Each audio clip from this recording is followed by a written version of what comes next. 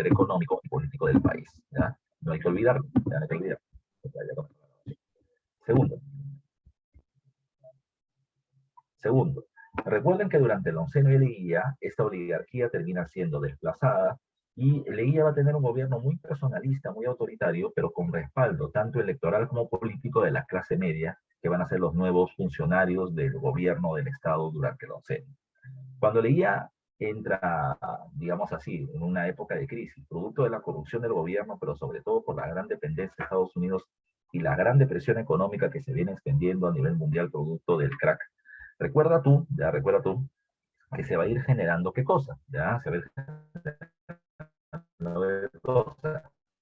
Producto de ello se generan grandes movilizaciones en contra de Leguía y un Leguía debilitado termina recibiendo un golpe de Estado por Sánchez Cerro, un golpe de Estado militar, pero recuerda que se inicia una nueva etapa, llamada el tercer militarismo. Por más que gobierne Sánchez Cerro, por más que gobierne Benavides, ellos van a terminar siendo los rostros de los intereses de la oligarquía sendaria que de nuevo termina regresando al poder. Ellos persiguen a los leguistas, persiguen al APR del Partido Comunista, partidos populares que amenazaban el poder que ellos terminaban controlando, y por lo tanto, van a tener el control del Estado nuevamente durante el llamado tercer militarismo. Recuerda, además, que cuando en el año 30 se establece el tercer militarismo, Estados Unidos termina viendo con muy buenos ánimos a estos gobiernos militares, conservadores, radicales, anticomunistas, porque esa era la tendencia que también se veía en Europa. Tras el crack del 29, el temor de que el comunismo, como en la Unión Soviética, se imponga en otros países de Europa, terminó generando movimientos políticos radicales anticomunistas, antiliberales, antidemocráticos, proburgueses, conservadores, llamados fascistas. Entonces, el fascismo, Estados Unidos lo ve con buenos ojos para detener las movilizaciones sociales del movimiento comunista que afecta a sus empresas. Entonces, Estados Unidos respalda golpes de estados militares en toda la región de América Latina. En el caso peruano, Sánchez Cerro, en el caso de Brasil, Getúlio Vargas, en el caso de Nicaragua, Somoza, en el caso de Paraguay, Stroessner, y así podemos mencionar varios otros personajes. ¿Cuál termina siendo la conclusión de esto? Recuerda que durante la década de 30 tenemos gobiernos militares, pro-oligárquicos, anti-movimientos populares, ya profascistas, que en el Perú lo dirige un partido llamado como la Unión Revolucionaria. Pero en el año 39, cuando poniendo las cosas bien claras, ¿ya? El enemigo de la democracia a nivel internacional termina siendo el fascismo. Entonces, yo no voy a tener negocios, comercio, con ningún país que tenga gobierno de tendencia fascista. Es decir, Perú, ¿te acuerdas que en la Primera Guerra Mundial ganaste un montón de plata porque exportaste un montón de materias primas? Sí. ¿Te acuerdas que ganaste plata? Si ganaste plata, ahora puedes ganar lo mismo o más. ¿Ya? Lo mismo más. Así que lo que te corresponde es evitar que los gobiernos fascistas se instalen en tu país. Y es esto lo que le dio vida a la llamada primavera democrática. ¿Ya? Repito, contexto, Segunda Guerra Mundial. ¿Ya? Contexto, Estados Unidos no quiere tener comercio con países fascistas, así que muchos grupos empresariales de países de América Latina establecerán una alianza para evitar de que el fascismo llegue al gobierno. Y eso es la llamada primavera democrática que estás viendo en la portada, que se desarrollará entre 1939 y 1948. Entonces, primer punto. Recuerda, ya hemos hablado más o menos del concepto. La primavera democrática es la alianza de partidos de diferente tendencia, ¿ya? Para poder evitar el ascenso de gobiernos fascistas al poder, ¿ya? Al poder. Pero también hay que tomar en cuenta a quién representan estos gobiernos o estos partidos que van a hacer esta alianza. Primero, no te olvides lo que te he dicho. República aristocrática, oligarquía sendaria en el gobierno. Leguía, clase media en el gobierno. Tercer militarismo, nuevamente la oligarquía sendaria. Pero en la primavera democrática ya no van a ser los hacendados quienes gobiernan, sino que el gobierno, como dice acá, representa los intereses de la burguesía nacional industrial. ¿Ya? Y acá hay que tomar en cuenta varios conceptos. Tenemos que relacionar el curso con la historia universal. Cuando uno habla de burguesía industrial, piensa en Europa y termina diciendo, wow, Ford, Rockefeller, varios otros empresarios que terminaron creando tecnología, ciencia, incrementando, multiplicando sus niveles de producción y generando para ellos grandes ganancias. Ese es tu concepto más o menos de burguesía industrial. En el Perú no es tanto así.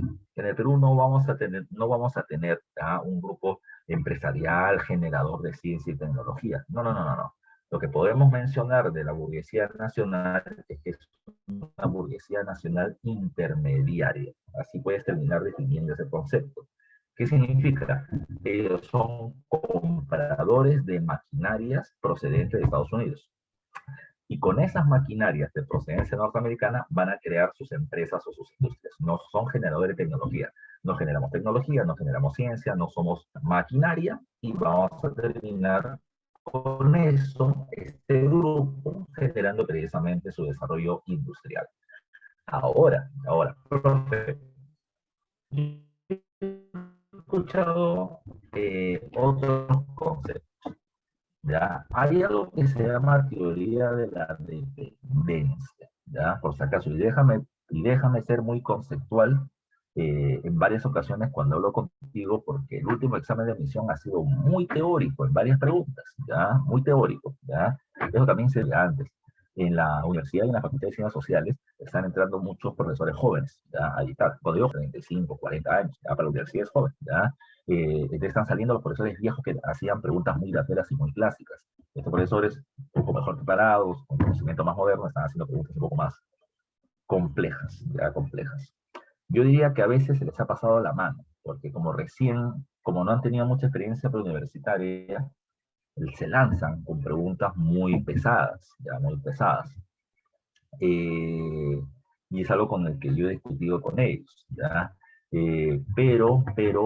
Si hay preguntas conceptuales no el tema. Recuerda, te comentaba hace un rato, de lo siguiente, ¿por qué se le llama burguesía industrial intermediaria? No son productores de maquinarias o tecnologías, la compran de los Estados Unidos. Y te hablaba de la teoría de la dependencia. Una teoría que tuvo mucha influencia desde 1900, termina diciendo que uno de los motivos por el cual países como el nuestro, o los países de América Latina de manera general, no podíamos progresar, no teníamos mayor avance en ciencia, en tecnología, en modernización de nuestro desarrollo, es porque Estados Unidos o las grandes potencias no lo permitían. O sea, ellos terminaron bloqueando nuestro crecimiento para poder depender más de ellos, ¿ya? Más de su tecnología, más de su conocimiento. Nosotros producimos materias primas y ellos terminan generando tecnología y conocimiento. Que más o menos era las jerarquías que se establecían, ¿ya? Ahora, ¿ya? Eso va a ser, digamos, aprobado durante mucho tiempo. O sea, los científicos sociales, historiadores, sociólogos, antropólogos, etcétera, terminaban confirmando de que eso era así. Entonces, bajo ese concepto podemos decir lo siguiente, ya podemos decir lo siguiente. Profe, tú me estás diciendo ya de que Estados Unidos nos termina vendiendo máquinas, para que nosotros podamos hacer empresa. Entonces, si esto sucede así o podemos hacer industria, si esto sucede así, entonces no es que Estados Unidos no quiere que nosotros progresemos. ¿Por qué nos va a terminar vendiendo entonces? Les vamos a poner un poco el escenario. Una de las características de la Primera Guerra Mundial y Estados Unidos lo va a ir aprendiendo a la fuerza, ¿ya? Es que durante la guerra Estados Unidos va a terminar requiriendo de que su industria produzca al 100% mercancías que Estados Unidos necesita para la guerra, ya sea porque ellos van a pelear o porque van a vender esos recursos a los países que están en conflicto interno y en el mercado internacional, de los que pagan mucho, los países que están en plena guerra y están necesitando muchísimos recursos. Entonces, cuando comienza la Segunda Guerra Mundial, Estados Unidos le va a decir a países como el nuestro, países como el Perú. Mira, ¿sabes qué, Perú? Hay una cuestión. Yo en la guerra te puedo comprar materias primas, pero hay productos y máquinas que yo no te puedo vender a ti, porque todo lo voy a terminar requiriendo en este momento para la economía de la Segunda Guerra Mundial. Entonces, países como el nuestro van a decir, oye, pero yo necesito productos como el trigo que tú terminas produciendo y que yo termino comprando, yo necesito maquinaria que tú terminas produciendo y recursos que con eso me terminan dando, además. ¿Qué cosa no está en el intranet? ¿No está el PDF de este PPT? ¿O el PDF o las dirigidas? ¿Qué cosa es lo que no está mail? A ver, permítame entonces salir un ratito. Ya, a ver, yo lo voy a terminar colgando ahorita. Yo creo que lo había hecho. A ver, vamos a paralizar un rato, ¿ya? A ver, esperen un momentito, por favor.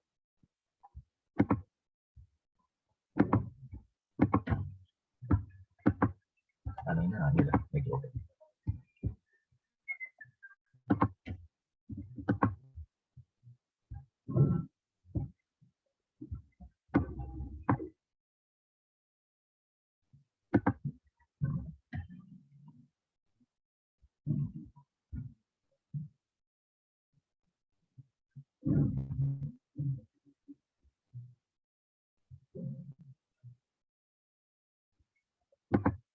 Por favor, Meili, si es que ya lo puedes terminar revisando.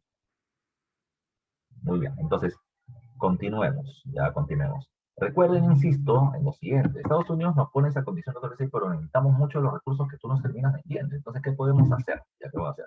Estados Unidos le va a decir, ya, nos va a decir, mira, Perú, yo no te puedo terminar vendiendo muchos de los productos que tú necesitas, ni te puedo terminar vendiendo tecnología moderna porque la necesito para la guerra. Pero lo que sí puedo hacer es lo siguiente. Tengo una serie de maquinarias que para mí son obsoletas, ¿ya? Pero te la puedo terminar vendiendo a ti, Perú. Y hay que tomar en cuenta que la burguesía industrial peruana compradora de maquinarias las compra. Eso lo aguanta. Pero ¿por qué compramos maquinaria obsoleta? Toma en cuenta. Son obsoletos para ellos, pero para nosotros es tecnología extraterrestre. ¿Ya? Así que los empresarios peruanos compran esa industria en el país. El líder, la cabeza de este grupo industrial nacional es este hombre, es Manuel Prado Ugarteche, que va a ser 2 veces presidente de la República de Perú. ¿Ya? Y vuelvo a repetir, ellos compran maquinaria extranjera, repito, obsoleta para los Estados Unidos, y con eso se comienza a generar una industria nacional. ¿Qué podemos hablar que sucede? A diferencia del tercer militarismo, los gobiernos ahora van a ser dirigidos por civiles, no por militares, ¿ya? No por militares. Segundo dato importante, a diferencia de la época del tercer militarismo, con gobiernos autoritarios, pro-oligárquicos que persiguieron a los partidos de oposición práctica, se va a terminar estableciendo alianzas con ellos, alianza con ellos. Vuelvo al título, ya vuelvo al título. ¿Qué significa la palabra democracia? ¿Ya? A ver, digan ustedes, muchachos, esperando la grabación, ¿qué cosa significa democracia? ¿Ya? ¿Qué cosa significa democracia? Somos 39 alumnos en sala. ¿Qué cosa es democracia? A ver, quiero leer. ¿Qué cosa es democracia? A ver, me están dando una respuesta, ¿ya? Democracia, igualdad para todos. Bueno, si queremos ser, a ver, ¿cuál sería la palabra? Si queremos utilizar si queremos terminar utilizando se me va el nombre, o sea, el análisis de la palabra, ¿ya? Democracia es demo, pueblo, cracia viene de kratos, que es poder, poder del pueblo, las decisiones. Acá me están diciendo que interna democracia es el tipo de gobierno en el que participan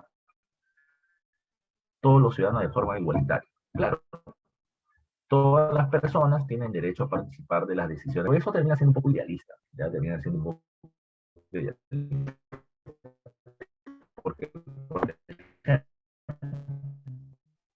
ejemplo, una persona que termina viviendo, por ejemplo, en la Rinconada, ¿ya? Que termina siendo una de las zonas de pobreza extremísima, ¿ya? Extremísima. Ellos terminan votando. Pregunta, ¿ellos con sus decisiones realmente terminan dirigiendo y cambiando la vida del Perú? ¿Ya? Pregunto, la gente que termina viviendo en Rincón, algunos por lo tanto con niveles de problemas broncopulmonares, sobre todo para los niños muy elevados. Pregunta, ¿ellos con sus votos realmente terminan cambiando la vida del país? Y la respuesta es no. Ya, la respuesta es no. Entonces, idealmente sí. Yo voto y por lo tanto mi participación es importante para poder dirigir los hilos del país. Pero no es lo más real, ¿ya? No es lo más real. Cuando hablamos de la democracia, lo que hay que tomar en cuenta es que la democracia termina siendo un conjunto de partidos políticos que representan los intereses de determinado sector de la sociedad. Estamos hablando de grupos que llegar a tener el control del gobierno. ¿Y para qué lo terminan? Sus intereses empresariales, ¿ya? Ahora, en la democracia, como son diferentes grupos organizados en partidos, ellos van a terminar compitiendo, ya compitiendo por poder llegar al gobierno. El que gane gobernará y el que pierda será oposición, ¿ya? El que pierda será oposición.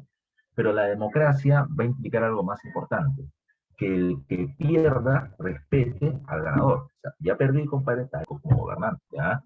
Yo puedo discrepar contigo, pero me puedes perseguir porque pienso diferente a ti, ¿ya? Esa es la democracia. La democracia implica como cuestión básica, repito, la tolerancia entre grupos de ideas diferentes, ¿ya? Esa es la democracia, la tolerancia. Entonces, cuando hablamos de la primavera, estamos hablando de la época del año, o la estación del año, donde las plantas van a terminar dando a ver sus flores, donde las mariposas salen del capullo, donde el clima se hace más benigno y la gente está más contenta porque hace más calorcito. Entonces, cuando hablamos de la primavera democracia, ¿estamos hablando de qué? Estamos hablando de el florecimiento de la democracia, el florecimiento de la tolerancia política. Entonces, ¿ya? Los partidos que defienden la democracia se van a terminar uniendo en contra de aquel que no la respeta. ¿Quién no la respeta? El fascismo. ¿Ya? El fascismo. Porque el fascismo es antidemocrático. En cambio, en la primera democrática, ¿qué va a suceder? Repito, grupos políticos diferentes. La burguesía industrial va a hacer una alianza con el Partido Comunista del Perú. Y luego los grupos burgueses van a hacer una alianza con el APRA. Partidos antes perseguidos ahora van a ser respetados y parte de alianzas políticas para evitar el ascenso del fascismo al gobierno. ¿Quién representaba el fascismo en el Perú? La Unión Revolucionaria. Y contra ellos se va a terminar ejerciendo una política de oposición. ¿Ya? No te olvides tú. Estados Unidos así lo pide y así se va a cumplir. ¿Para qué? Para poder tener relaciones comerciales con los Estados Unidos. Surgen alianzas electorales como el Fredena, que ya te explicaré más adelante cuando hablaremos del gobierno de Bustamante, ¿ya? Ahora, el contexto internacional siempre es importante. Ya te dije, el contexto es la Segunda Guerra Mundial. Pregunta, en la Primera y en la Segunda Guerra Mundial, ¿cuál fue la posición del Perú? Tanto en la Primera como en la Segunda Guerra, el Perú es un país neutral. No le declaramos la guerra a nadie. Pero eso sí hay que tomar en cuenta, vamos a tener una posición claramente pro-norteamericana, ¿ya? No le declaramos la guerra a Alemania, pero somos amigos de su enemigo, ¿ya? Así que recuerda una vieja frase, el enemigo de mi enemigo es mi amigo. Es mi amigo.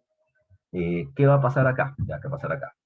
El Perú, ¿por qué decimos que tiene una posición claramente pro-norteamericana y por lo tanto favorable a los aliados? Porque, a ver, ¿sabes en qué tema están ahorita? ¿Ya? A ver, díganme en qué tema están en la historia universal. Ya vieron la Segunda Guerra Mundial. Pregunta, ¿quién es el principal contrincante de Estados Unidos en la Segunda Guerra Mundial? ¿Ya? A ver, ¿quién es el principal contrincante de Estados Unidos en la Segunda Guerra Mundial? ¿Ya? Y me dicen por acá, ya me dicen por acá, me están dando varias respuestas. A ver, quiero ver algunas respuestas más para ver si están aprendiendo el curso de Historia Universal. Y si no lo han aprendido, pueden comprar mi libro. ¿Ya? La respuesta termina siendo no Alemania, ¿ya? No Alemania. Alemania es parte de los enemigos, pero el principal enemigo de Estados Unidos es Japón, ¿ya? Es Japón. ¿Por qué? ¿Ya? Porque Estados Unidos tiene algo que Japón quiere.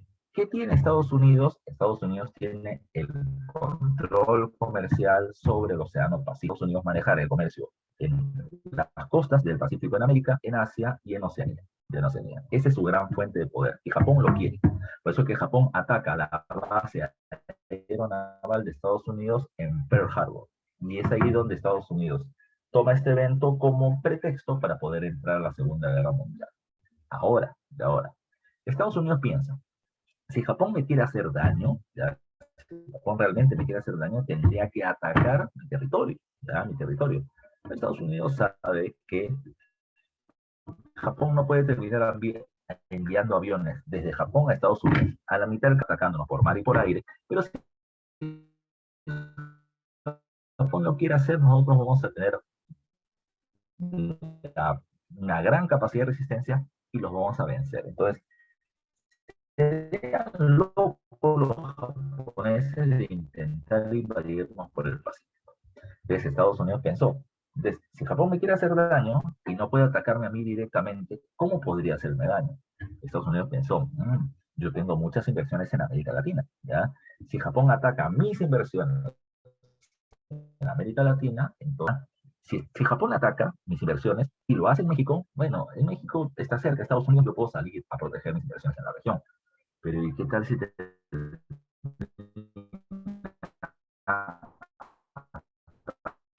atacando Perú, Chile, Ecuador?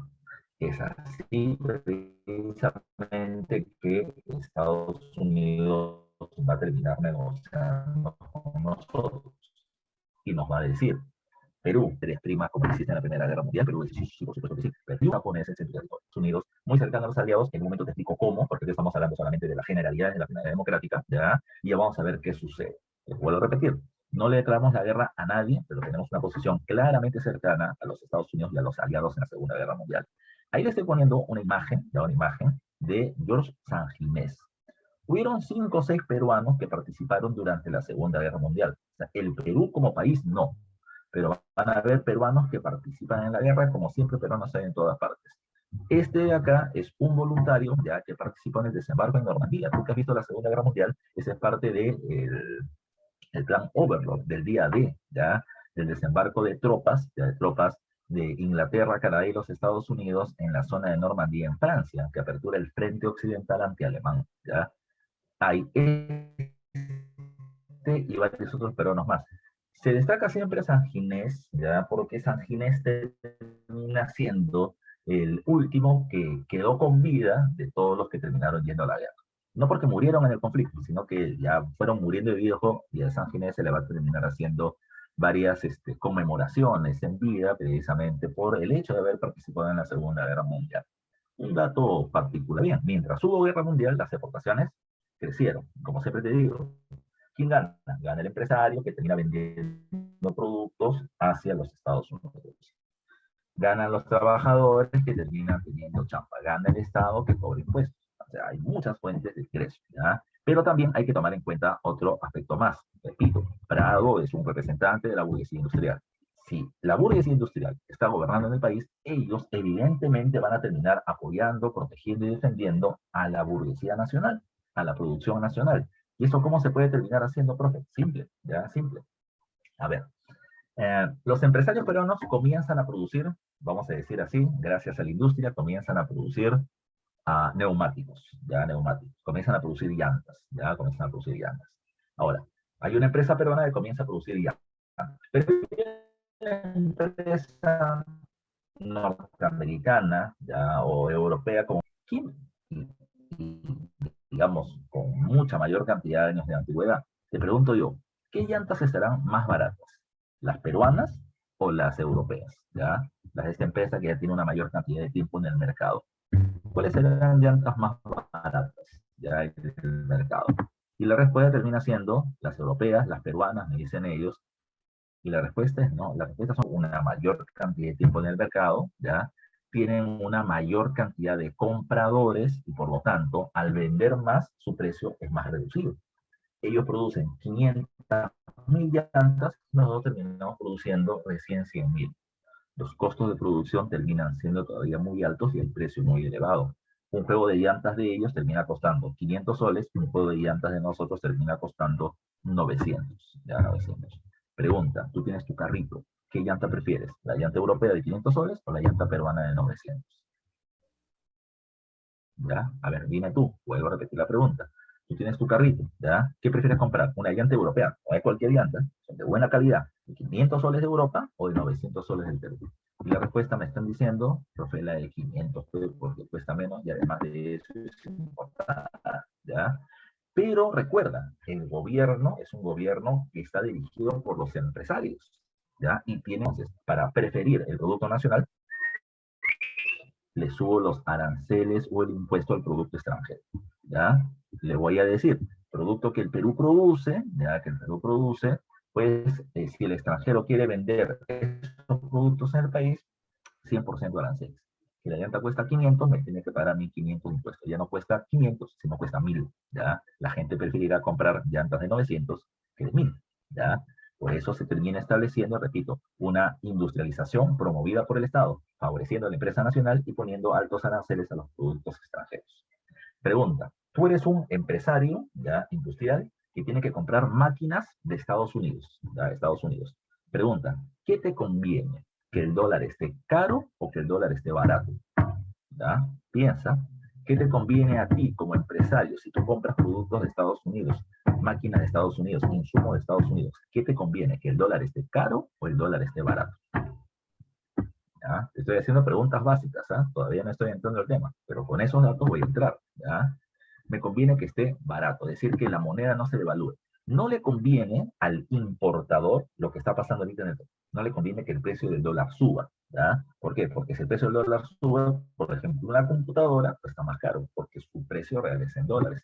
Un celular sube porque su precio real es en dólares, ¿ya? Una máquina sube porque su precio real es en dólares.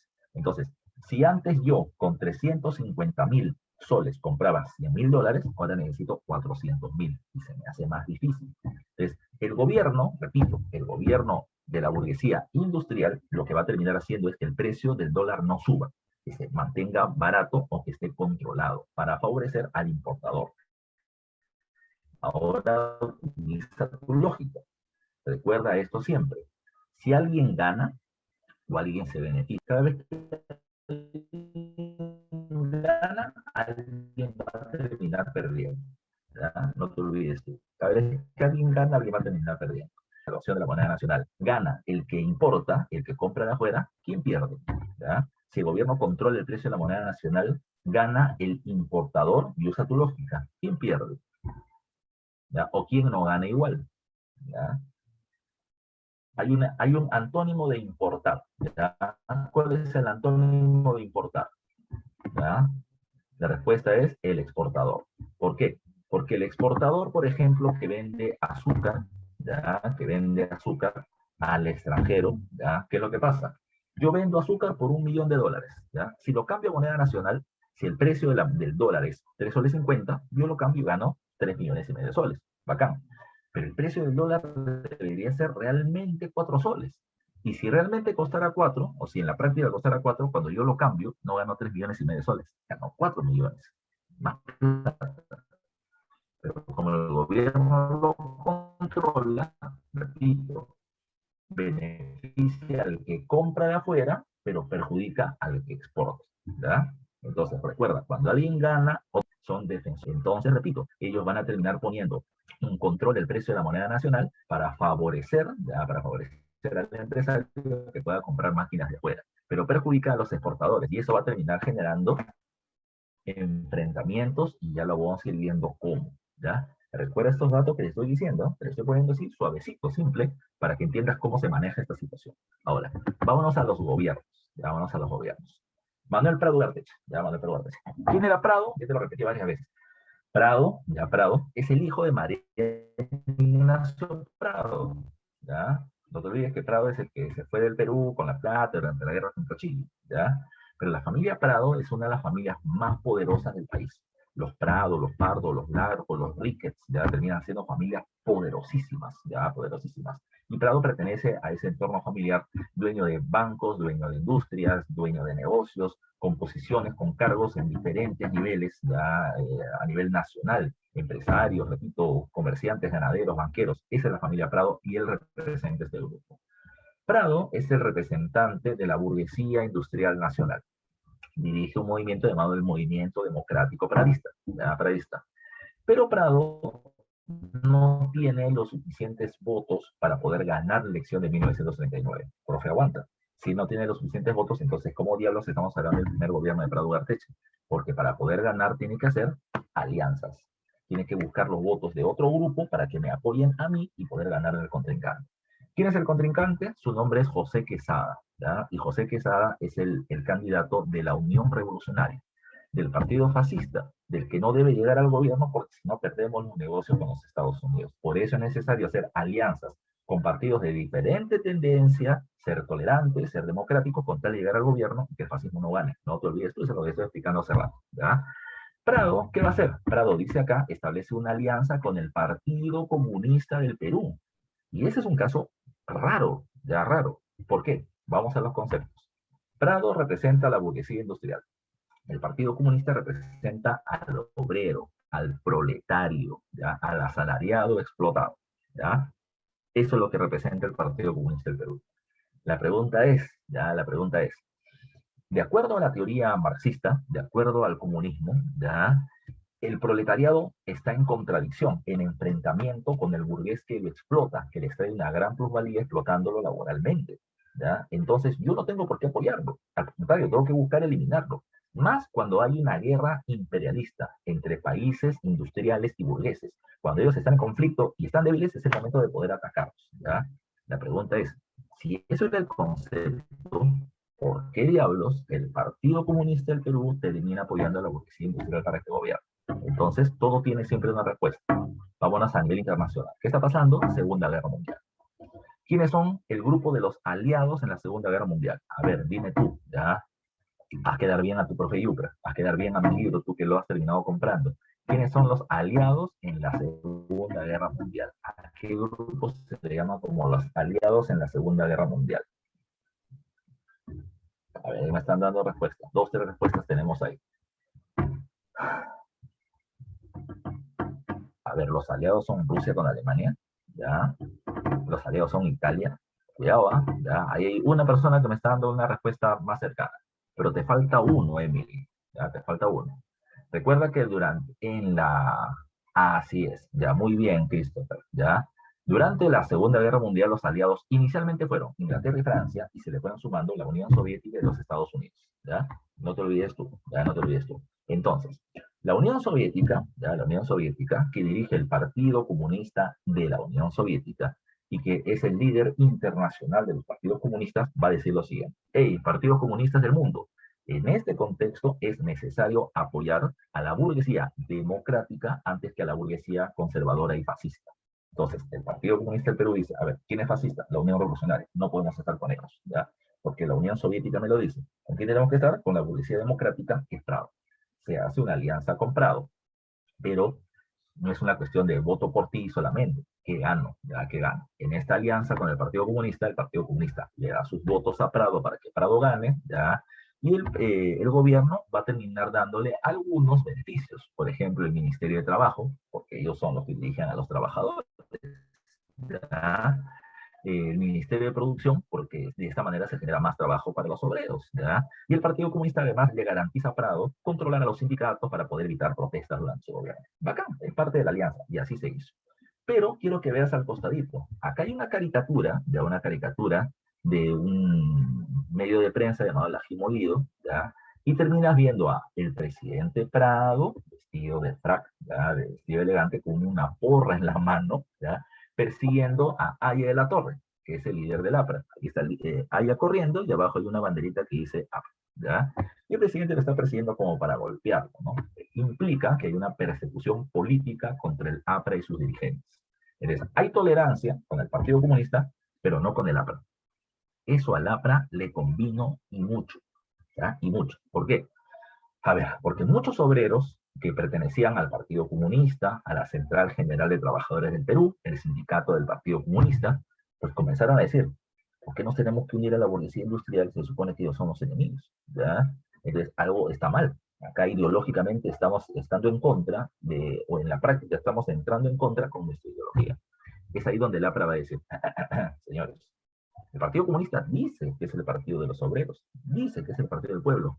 El partido del pueblo soy yo. Para que vea que soy del pueblo, yo no he apoyado a Prado, porque Prado es el representante de la burguesía industrial, ¿ya? Es más, soy tan enemigo de Prado que Prado me está persiguiendo, ¿ya? Me está persiguiendo porque yo defiendo los intereses del pueblo, como tú, ¿ya? Entonces, con ese discurso, el APRA comienza a jalar a muchos obreros que eran del comunismo, los pasa al APRA. Y como hace eso, para poder tener más seguidores, el APRA crea su propio sindicato, llamado la Confederación de Trabajadores del Perú, que es el sindicato de los apristas. La CGTP era el sindicato de los comunistas y la CTP era el sindicato del APRA. El movimiento obrero se parte, pero por una mala decisión del Partido Comunista del Perú. Pero así está yendo la política en ese sentido. No te olvides tú, ya no te olvides tú. Hay tolerancia con uno de los partidos populares, que es el Partido Comunista, pero no con el APRA, con el PAN y persecuciones. ¿Cómo está la situación económica? ¿Ya? ¿Cómo está la situación económica? Dice acá, se produce una exportación de materias primas, ¿ya? Algodón, caucho, cobre. ¿Por qué? Por el contexto de la Segunda Guerra Mundial. Vuelvo a repetir, del 39 al 45, Segunda Guerra Mundial, y en ese momento Prado termina siendo el presidente de la República. Las exportaciones crecieron tremendamente, pero Estados Unidos nos hizo firmar algo llamado con el nombre del Tratado de Préstamos y Arriendos. Insisto, ¿qué es ese tratado? Estados Unidos nos dice, yo te compro materias primas, pero tú tienes que hacer algunas medidas en favor mío. Tienes que hacer lo que yo te pido. Perú dijo, lo que quieras, papi, tú dime nomás, yo acepto lo que tú quieras. A ver, primero, como ya te dije, como el enemigo de Estados Unidos en la guerra es Japón, y si Estados Unidos tiene el temor de que Japón lo ataque, le va a pedir a Estados Unidos a los países de América del Sur con salida al Pacífico, Ecuador, Perú y Chile, lo siguiente. Quiero que me des bases militares para protegerme y protegerlos a ustedes y a nuestros negocios de un posible ataque japonés por el Pacífico. A Ecuador y a Chile le pidieron bases navales, y a Perú y a Chile ya le van a terminar pidiendo bases aéreas. El Perú le va a entregar a Estados Unidos una base aérea en Piura, en Talara, llamada la base aérea de El Pato. La base del Pato era una base aérea rara. ¿Por qué? Porque se terminaba encontrando cerca a unas montañas. La pista de aterrizaje ¿ya? Y de alzamiento de vuelo terminaba siendo solamente de 300 metros, ¿ya? Terminado los 300 metros, un cerro. Así que si no eras un aviador ¿ya? Con mucha experiencia, te estrellabas, ya te estrellabas. Y esa base aérea la terminó pidiendo Estados Unidos, porque era la que tenía más salida al Pacífico, la que estaba más en la punta del Pacífico y se podían enviar aviones rápidamente al vuelo para algún tipo de defensa. Profe, ¿hubo algún ataque de Japón sobre América del Sur? No, no hubo, pero le entregamos la base aérea, que es lo que nos pedía. Segundo, Estados Unidos dijo, ¿y qué tal? Ya, ¿y qué tal si los japoneses que han ido migrando durante todo el siglo XX a América Latina no son gobiernos japoneses, los ha terminado enviando dentro de un plan malévolo, ¿ya? Para terminar atacando ¿ya? Nuestras empresas en América del Sur, ¿ya? De Estados Unidos, que le entró ese temor, dijo, no lo vamos a permitir.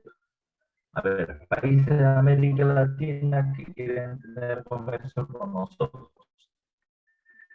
a los japoneses que viven en tus respectivos países, me los vas a mandar a mí, a los Estados Unidos. Y yo los voy a tener en campos de concentración, ya, guardados, pero es el único. Hizo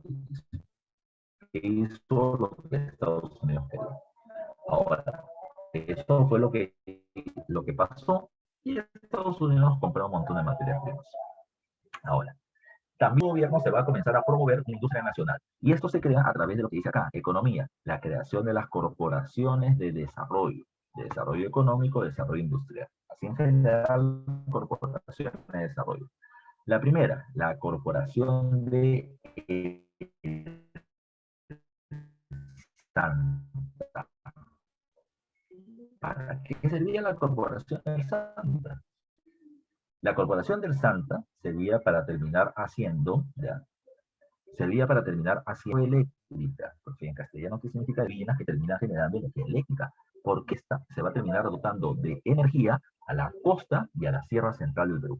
Y con ello se va a terminar dando la facilidad energética para la formación de industrias. No puede haber industria si no hay energía eléctrica. Y eso es lo primero que va a hacer el gobierno. Es una super medida. La segunda, se crea la Corporación de la Aviación Comercial. Es decir, se van a comenzar a promover la construcción de aeropuertos, ¿ya? Para poder establecer comercio ya no por vía terrestre o marítima, sino también por vía aérea. Segunda medida importante, la Corporación del Amazonas, ¿ya? A ver, espero que recuerdes esto. Cuando hablamos de la Primera Guerra Mundial,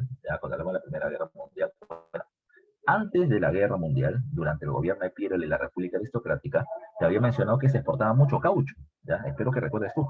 Pero después dejamos de hablar del caucho. República Aristocrática, onceño y guía, tercer militarismo, no hablamos para nada del caucho. ¿Por qué? Porque el Perú ya no vendía tanto caucho como antes. Eso es porque el caucho ya no era necesario. Sí que lo era, ya sí que lo era. Porque los automóviles en el mundo necesitaban caucho. Porque las máquinas tienen fajas para poder moverse y las fajas son de caucho. Entonces, si hay más industria, ¿por qué no vendemos tanto? Lo que pasa es que el árbol de caucho se comienza a plantar en varios otros países para ver si se adapta a alguna región. Y el país en el que mejor se adaptó se llamó Indochina, una colonia francesa en el sudeste asiático. Como en Indochina las plantaciones de caucho eran gigantescas y la mano de obra era muy barata, entonces Estados Unidos prefería comprar caucho de Indochina y ya no de Perú. Ya no de Perú. Eso terminó siendo un punto importante. Profe, ¿y ahora qué pasó? Lo que pasa es que durante la Segunda Guerra Mundial, espero que hayas visto, Japón comienza a avanzar por todo el sudeste asiático, ¿ya? Y comienza a tomar territorios como Indochina, que se le quita a los franceses. En ese momento, la venta de caucho de Indochina a Estados Unidos y Europa se paraliza. ¿Y cómo se paraliza? Estados Unidos dijo, uy, ¿de dónde puedo sacar caucho? Me acordé, de Perú, Brasil, ¿ya? Así que en ese momento se crea la Corporación del Amazonas para explotar caucho del territorio peruano nuevamente. Hay una empresa norteamericana que ayuda a eso que se llama la Goodyear, ¿ya? La empresa que hasta ahora produce neumáticos y que se forma en este momento. ¿Ok? Entonces, durante la Segunda Guerra Mundial vamos a terminar vendiendo eso. Pero fue una pregunta. Ya sé que no le declaramos la guerra a Alemania, pero ¿cuál fue nuestra relación con Alemania?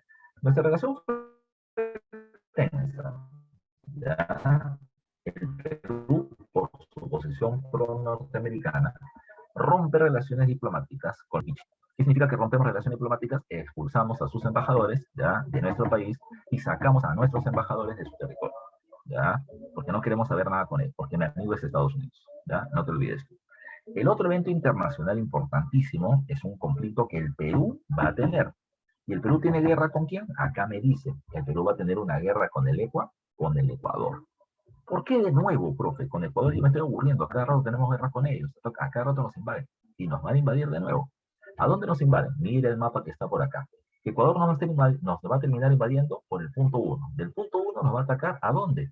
A Tumbes. Por el punto 2, a Jaén. Por el punto 3, a Maynas, ¿ya? Ecuador nos invade en los territorios que ellos consideraban que eran suyos y que nosotros los teníamos secuestrados. Como nos invadieron, el Perú rápidamente movió su fuerza militar en conjunto hacia la frontera. Y les pegamos en un montón de batallas. Los derrotamos en la batalla de Talara, los derrotamos en la batalla del río Zarumilla, los derrotamos en la batalla de Aguas Verdes, ¿ya? Y frenamos rápidamente su expansión, ¿ya? Mientras tanto, el Perú comenzó a atacar a Ecuador. Recuerda que el Perú está acá y Ecuador termina estando en zona de altura, ¿ya? Entonces, uno de los puntos importantes dentro de este ataque está ligado a este personaje, que aparece en el billete de hasta hace poquito, ya de uso común de 10 soles, ¿ya? José Abelardo Quiñones, ¿ya? José Abelardo Quiñones. Un momentito, muchachos. A ver, José Abelardo Quiñones. José Abelardo Quiñones, ya, es un aviador de la Fuerza Aérea Peruana, joven aviador, y todo el mundo reconocía que era muy bueno haciendo piruetas, era un excelente aviador. Pero va a morir en plena guerra, ¿ya? No muere de tonto, muere heroicamente, ¿ya? Cuando la Fuerza Aérea Peruana estaba avanzando hacia el Ecuador, en un lugar llamado con el nombre de Quebrada Seca, ya Quebrada Seca, los ecuatorianos venían teniendo grandes metralletas que estaban atacando a la aviación peruana, ¿ya? Dentro de ese avance, el avión de Quiñones termina recibiendo balas, ¿ya?, de metralla. Y lo que pudo haber hecho Quiñones es simplemente eyectarse, es decir, que su asiento salga volando, se aparezca en paracaídas y él salve su vida, ¿ya? Pero Quiñones se dio cuenta de que así como lo atacaron a él, los otros aviones sufren el mismo peligro. Entonces Quiñones, loco, ya loco, heroico, ¿qué es lo que hizo? Agarró su avión y se terminó lanzando sobre las metrallas ecuatorianas, ¿ya? Se destruyó el avión, perdió la vida, pero también destruyó las metrallas de los ecuatorianos, con lo cual la Fuerza Aérea Peruana pudo seguir avanzando. Acción heroica, y por eso sale en el billete de 10 soles, ya, de 10 soles, ¿ya? No te olvides tú, honor y gloria para Quiñones, ¿ya? Pero, gracias a esta acción, ¿ya? Gracias a... Uy, acá su Emily me también diciendo es el único loco que adora, ¿no? Acá hay un montón de locos. En la guerra tú tienes que ser loco para destacar. Cáceres es loco para terminar organizando tropas en la sierra y enfrentar a los chilenos. Bolognesi es loco para terminar quedándose a pelear con un batallón pequeño contra los chilenos sabiendo que va a terminar perdiendo la vida. Alfonso Ugarte es loco, es empresario, ya no tiene por qué meterse a la guerra, pero él se mete a la guerra, ya, es loco. Uno tiene que tener su cuota de locuras, ya, con tus patas son rayados, ya, así locos avesados. Y lo hacen, bacán. Ahora, con esto el Perú va a avanzar hacia el Ecuador Y con aviación, con aviones, vamos a avanzar sobre una provincia llamada El Oro. Así se llama, la provincia ecuatoriana de El Oro. Pero más comienza a soltar paracaidistas. Y con paracaidistas, no, y votó a los ecuatorianos que nos invadieron, sino que invadimos el territorio ecuatoriano con paracaidistas. ¿Cuándo lo hicimos? Hitler, ¿ya? Hitler nos termina enviando una carta de felicitación al Perú. ¿Por qué? ¿Ya? ¿Por qué? Porque el Perú había utilizado táctica nazi, ¿ya? Para invadir al Ecuador. El único país que había invadido a otro territorio con paracaidistas fue Alemania, cuando invadió Creta, en Grecia, cuando invadió Holanda, ¿ya? Y ahora el Perú, cuando está invadiendo el Ecuador. La Alemania nazi venía teniendo contactos, ya, o sea, partidos fascistas, ya, partidos nazis, ya, o pronazis, en Argentina, Chile y Brasil. Acá también habían precisamente grupos cercanos a estos, pero el gobierno, Alemania nos envió una carta de felicitación diciendo, bueno, gracias por haber utilizado nuestra práctica de desembarcar con paracaidistas. Eso hace de que nuestros países tengan mayores lazos diplomáticos. La idea era que nosotros nos hagamos amigos de Estados Unidos o de Alemania, pero el Perú dijo, está bonita la carta, ya la guardamos, pero nosotros, por si acaso, ya Estados Unidos, forever and ever, ya no queremos saber nada contigo. ¿Ya? Un dato curioso precisamente de la guerra. Ahora, el Perú ganó la guerra, frenamos a los invasores, pero va a suceder otra cosa, ¿ya? Y siempre hay un pero, ¿ya? Siempre hay un pero. ¿Cuál terminó siendo el pero de este momento? Estados Unidos está molesto con la guerra entre Perú y Ecuador. ¿Por qué? Porque los recursos que nosotros nos estamos gastando en nuestra guerrita son los recursos que Estados Unidos necesita para la Segunda Guerra Mundial. Así que Estados Unidos dijo, ya, mira, te sientas acá, ya, se sientan los dos y no se paran hasta que terminen siendo amigos y firmen un tratado de paz, ¿ya? Eso es lo que se va a terminar estableciendo con el llamado Protocolo de Paz, Amistad y Límites de Río de Janeiro.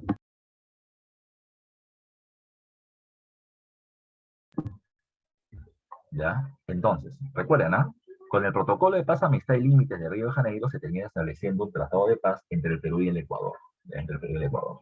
¿Qué estableció ya ese tratado? ¿Ya?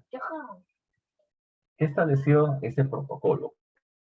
¿Qué estableció ese tratado? A ver, lo que va a terminar produciéndose, lo que va a terminar produciéndose es lo siguiente. A ver.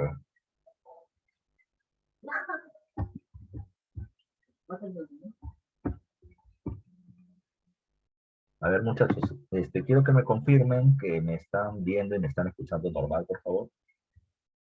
Sí, profesor. Sí, bacán, ya. Entonces, recuerdan, ¿ah? Ya recuerden. ¿Qué pasó en este periodo? Perú y Ecuador aceptaron que un geógrafo brasileño llamado Brás Díaz de Aguiar,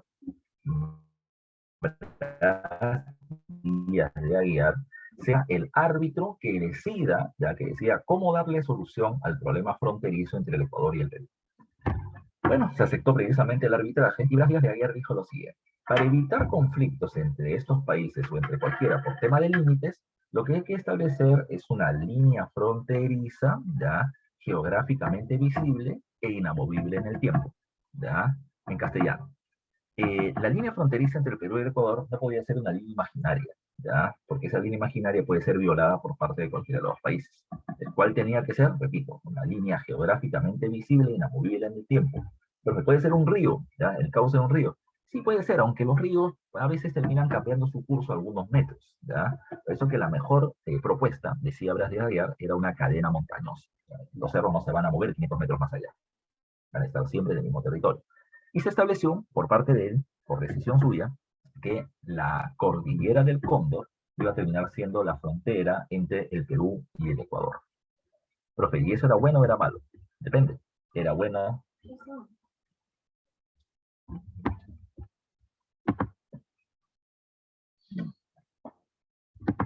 Ya.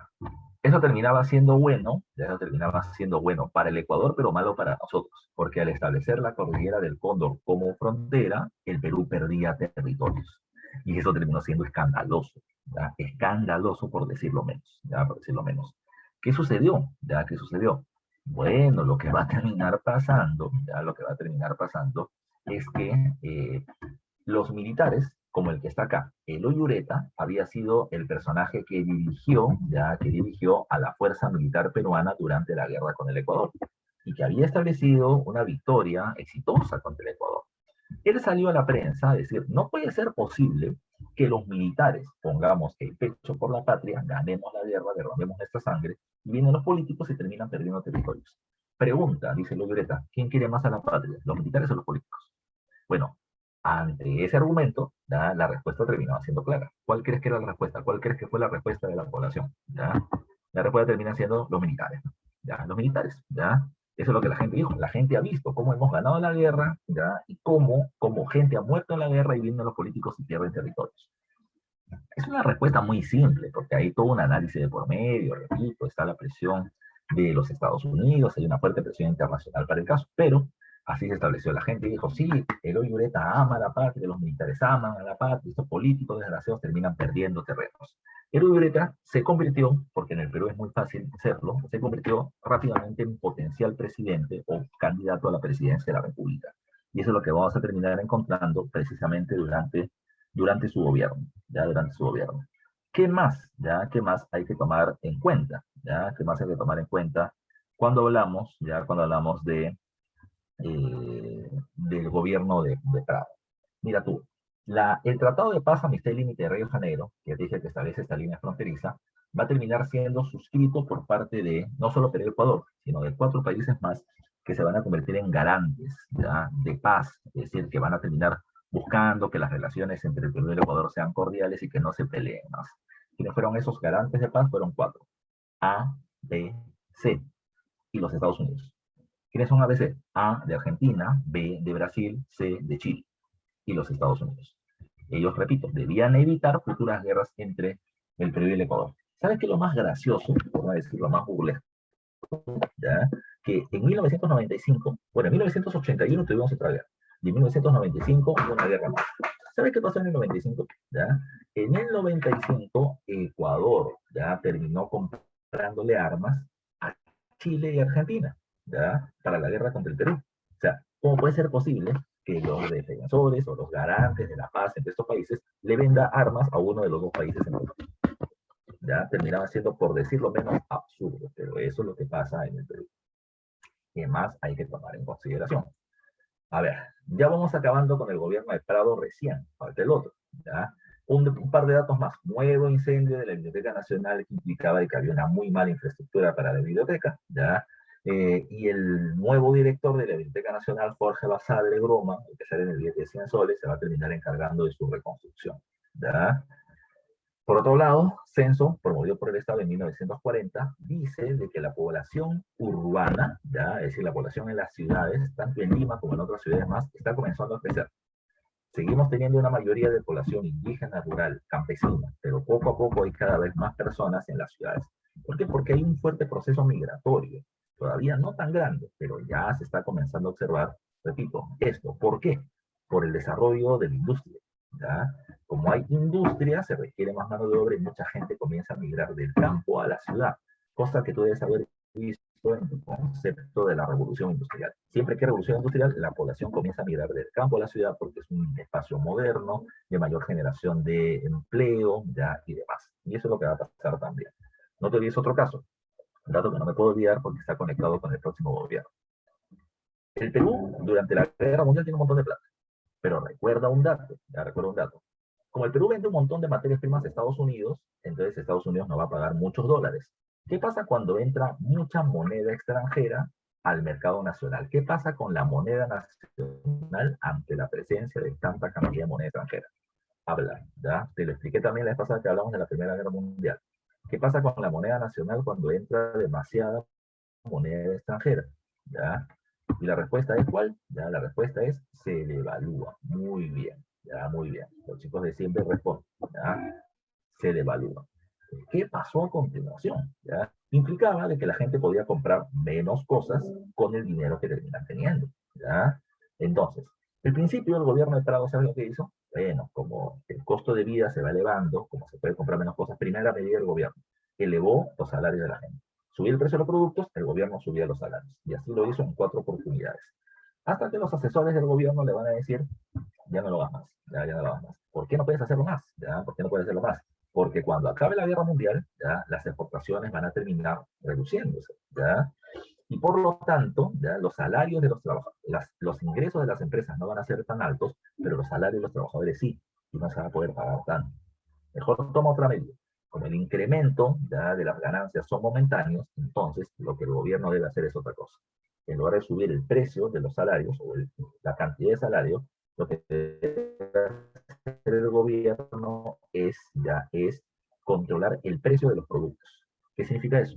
Que un carro de leche cuesta en el mercado 3 soles 20. Debería costar 5 soles. Ya debería costar 5 soles porque se ha devaluado la moneda nacional. Pero en lugar de darle al trabajador un mejor salario para que compre el tarro de leche 5 soles, lo que hay que hacer es ir donde el empresario que produce leche y decirle, yo te voy a pagar a ti, ¿ya? Por cada litro de leche que produzcas, un sol. De tal manera que tu tarro de leche en el mercado siga costando 3 soles. Eso se llama política de subsidios, congelamiento de precios, y eso hace el gobierno de Prado para intentar evitar protestas sociales. La otra medida que hace, para no perjudicar, y ya te lo estoy repitiendo como 5 veces, para no perjudicar a la burguesía industrial, ya que es el grupo que él defiende, se va a terminar estableciendo el control del precio de la moneda nacional frente al dólar, ¿ya? Para que la moneda no se devalúe, los empresarios ya puedan seguir comprando máquinas del extranjero. Favorece al importador industrial nacional, pero perjudica al exportador. No te olvides tú. 1945, el gobierno de Prado hace un gobierno estable y se convoca a elecciones presidenciales nuevas, ¿ya? Nuevas. Candidato número 1, Eloy Ureta, ¿ya? De la Unión Revolucionaria del partido de tendencia fascista que no debe llegar al gobierno de acuerdo al pacto que se ha hecho con los Estados Unidos. El otro grupo se llama el Frente Democrático Nacional, también conocido con el nombre de el Fredena. Entonces aquí está, Frente Democrático Nacional. El Frente Democrático Nacional termina siendo una alianza de diferentes grupos políticos, ¿ya? Que se han unido para presentarse en el proceso electoral y ponen como candidato a José Luis Bustamante y Rivero. ¿Quién es Bustamante y Rivero? Es un abogado arequipeño, ¿ya? Muy reconocido, ¿ya? Muy democrático. Él terminó dando su carta, su manifiesto desde Arequipa, que respaldó el golpe de Estado de Sánchez Cerro contra la dictadura tiránica y corrupta del gobierno de Leguía, ¿ya? Además, precisamente de ser un abogado respetado, era juez, ¿ya? Y repito, era un hombre probo, justo, honesto, no tenía ni una mancha. La Virgen María terminaba siendo una persona de la mala vida en comparación a Bustamante y Rivero, ¿ya? Era un santo el hombre, era totalmente tranquilo. Expresor, entonces era de los que necesitamos. La verdad es que es un poco complicado decir eso, ¿ya? Porque Bustamante y Rivero era un hombre, repito, educado, preparado, bien formado académicamente, de un alto nivel intelectual, una persona muy moral, muy correcta, pero ser también muy correcto le terminó pasando la factura y ya veremos por qué. Fue demasiado sano, ¿ya? Ese es un problema con Bustamante. Es bueno a nivel tonto, ya a nivel tonto, ya es demasiado bueno, ya al punto que lo agarran de tonto, ¿ya? Vamos a ver qué pasa con él, ya vamos a ver qué pasa con él. Bustamante es el candidato del Fredena, de esta alianza electoral, y tiene al frente de Eloy Ureta, de la Unión Revolucionaria. Son los candidatos principales. Cuando las encuestas están avanzando, porque ya se acerca el proceso electoral, se establece de que ellos están casi empatados, ¿ya? Para llegar a ser presidente de la República. Entonces, la pregunta es cómo desempatar eso. ¿Con quién? ¿Qué puedo hacer para debilitar al otro? ¿O con quién me puedo unir para fortalecer mi candidatura? Había alguien, y ese alguien terminaba siendo el APRA. No se olviden que el APRA ya es un partido ilegal, porque es un partido internacional y los partidos internacionales no podían participar del proceso electoral. ¿Ya? Además, recuerda que el presidente Prado ha tenido perseguido precisamente a los apristas. Lo que se sabe es que el APRA es un partido súper bien organizado, fuera de la ley, pero bien organizado, muy leales a alguien de la Torre y lo que la dirección del APRA dice. Entonces, ¿qué pasó? Se sabe además que el APRA tenía entre el 20 y el 25% de los electores a nivel nacional. ¿Ya? Un grupo. Y esos votos eran los que iban a definir si ganaba Bustamante o si ganaba Ureta. La pregunta es, profe, ¿Y a favor de quién va a votar el APRA? Ah, escogí que ese candidato o que ese partido vote por mí. ¿Cómo lo van a hacer? Hay que ver cómo se acerca. Eloy Ureta de la Unión Revolucionaria, repito, militares, conservadores, fascistas, proligárquicos, no tienen precisamente una muy buena imagen del APRA, ¿ya? Pero es política y tengo que acercarme a hablar con ellos. ¿Qué le va a decir Eloy Ureta a Ayala? A ver, APRA, yo quiero que tú me apoyes, ¿ya? Electoralmente, quiero tus votos, ya quiero tus votos. Pero para que tú me apoyes, yo te voy a terminar ofreciendo dos ministerios, menos presidencia del Consejo de Ministros y menos el Ministerio de Economía. Los otros, dos que tú quieras, escoge, menos estos dos, ¿ya? Con eso quiero tus votos para ganar la elección. Como es política, yo le voy a decir, bueno, está interesante tu propuesta, pero déjame evaluar, ya déjame evaluar. ¿Por qué le dice eso? Porque el otro partido, Bustamante, ya escuchó que Eloy Ureta está conversando conmigo, ¿ya? Entonces, yo le voy a decir, no tengo por qué aceptar, déjame ver, porque quiero que el otro vez me ofrece, ya te ofrece. Tiene que tirarse un poquito, tiene que votarse un poquito, ¿ya? Para poder conseguir una mejor condición, ¿ya? ¿Qué va a suceder? ¿Ya? ¿Qué va a suceder? En ese caso, se acerca Bustamante, y Bustamante le dice a Lapa, ok, vamos a conversar, ya vamos a conversar. A ver, yo necesito tus votos, ya sé que conversaste con Eloy Ureta. ¿Qué te he propuesto? Dos ministerios, estos acá, ya, acá. Yo te ofrezco tres, no dos, te ofrezco tres. Y los ministerios que quieras. ¿Quieres economía, presidencia del Consejo de Ministros? Haya lo que tú elijas, ya lo que tú elijas. Y además te voy a dar otra cosa, ya para que estés conmigo. La mayoría de las personas o de los representantes en la lista para el Congreso. ¿Tú me apoyas? Todo esos beneficios te doy.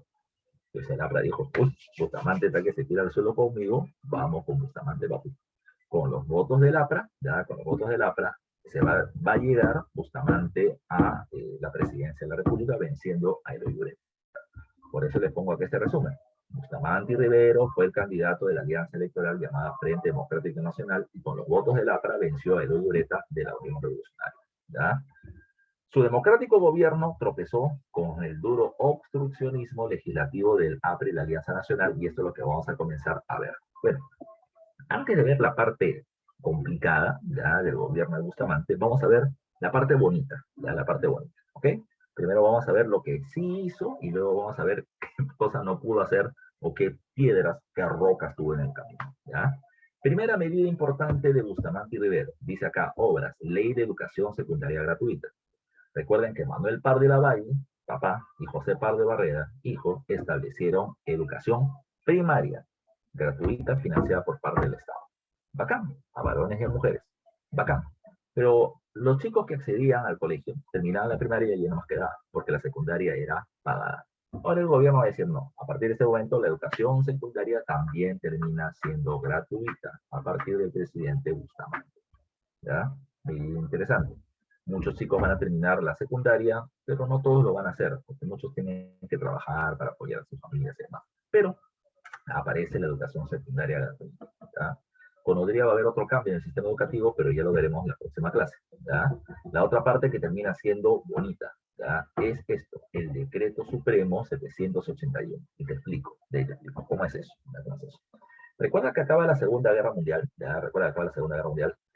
Ustedes me dicen que ya vieron la Segunda Guerra Mundial, pero no sé si vieron esto. Y se va a terminar estableciendo un organismo multinacional, ya multinacional, es decir, con la participación de varios países, que intentará evitar guerras a nivel mundial o guerras internacionales. Ese organismo se llama Organización de las Naciones Unidas, la ONU. ¿Ya? La ONU nace después de la Segunda Guerra Mundial. Ahora, ¿qué pasó? ¿Ya? ¿Qué pasó? La ONU va a terminar estableciendo algunas propuestas. La carta fundacional de la ONU se llama la Declaración Universal de los Derechos Humanos. Espero que lo recuerdes, ¿ya? La Declaración Universal de los Derechos Humanos. Y dentro de la Declaración de los Derechos Humanos se establece, entre varios puntos, el siguiente. Todo trabajo tiene que ser remunerado. Si un trabajo no es remunerado, es esclavismo, es esclavitud. Y la esclavitud es rechazada por parte precisamente de esta institución. ¿Ya? No te olvides esto. Bacán, ya bacán. ¿Por qué es importante ese dato? Porque Bustamante y Rivero, tomando en cuenta lo que dice la ONU, va a establecer en el Perú una ley. ¿Cómo se llama esta ley? Se llama la ley del Yanaconaje. Escucha bien, ¿eh? No lo estoy poniendo acá, pero recuérdalo, se llama la ley del Yanaconaje. La ley del Yanaconaje. Eso, ¿qué es eso? Pero recuerden, ¿quién es un yanacona? El yanacona termina siendo un campesino que recibe una parcela de tierra por su trabajo, más no recibe un salario. ¿Ya? Más no recibe un salario. Y por lo tanto, para la ONU, eso es esclavitud. ¿Ya? Bustamante, defensor precisamente de las leyes, va a decir, no, no puede ser posible. Ya, a partir de lo que dice la ONU, el yanaconaje en el Perú se elimina, ya se elimina. Por lo tanto, los campesinos tienen que ser remunerados por sus empleadores. El yanacona, empleador, ¿quién era el empleador de yanacona? El gamonal, el dueño de tierra en la zona de la sierra, ¿ya? Y los gamonales evidentemente no están de acuerdo. Prefiero un trabajador que no me cueste, ¿ya? Porque si no mis ganancias se van a reducir, ¿ya? Se van a reducir. No te olvides ese dato, ¿ya? Para lo que voy a explicar en un momento. Segunda cuestión, ya segunda cuestión. Vamos al Decreto Supremo 781.